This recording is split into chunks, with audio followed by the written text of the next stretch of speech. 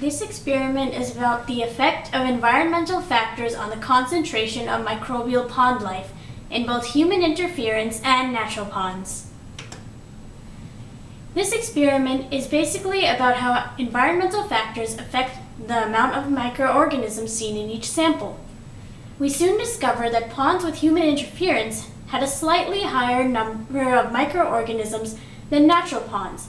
This is possibly due to plant life limiting microbial populations, and it could also help discover how microorganisms flourish in deep parts of the oceans. Deep ocean microorganisms are in massive populations in deep areas of the sea. There are many theories on the support of their life. For example, Janus 1985 discovered that chemosynthesis at hydrothermal vents can often support many populations of microbial life.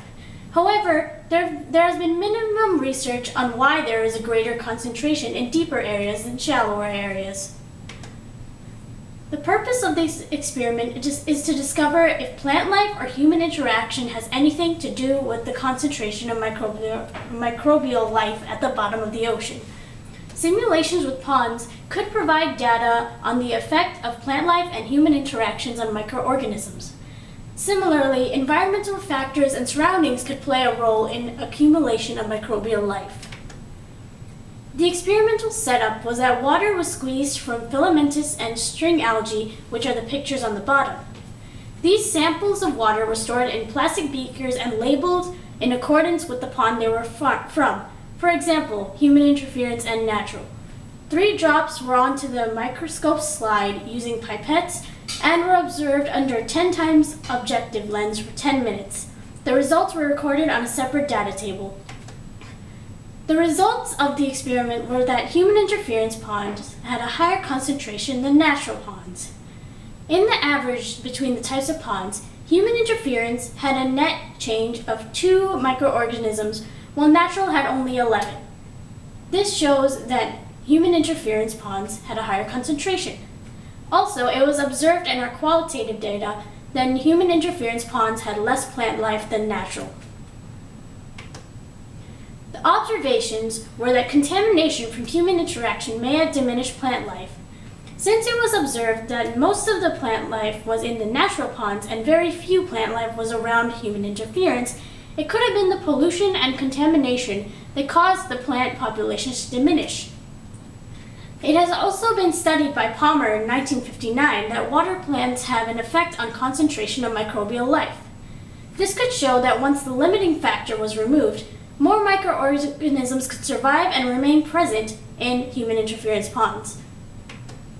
So how does this relate to deep sea microorganisms? Well, shallow waters have an abundance of plant life, and deep ocean waters have a lack of it, as seen by Gage and Tyler in 1992. This lack of plant life in the deep ocean could cause microbial life to go through periods of exponential growth due to the limiting factor gone, and it could also cause an increase in population for microorganisms. However, in our experiment, we also observed that the average amount of microorganisms seen in human interference and natural ponds were very close to each other. This could be evidence that plant life could only be a minor factor in proliferation and may simply be a slight advantage for microorganisms. Also, recent studies indicate that the presence of hydrogen has an effect on microbial populations as well. So the conclusion is that human interference had a higher concentration than natural ponds, and diminishing of plant growth from human interference allowed microbial populations to grow. The lack of plant life in deep seas may be a reason for higher concentrations, but may not be prominent due to the fact that in our experiment, we saw that the concentrations were very similar to each other. To further the analysis of deep sea organisms, a new test should be done to compare the effect of hydrogen to the effect of plant life. Thank you for watching this presentation.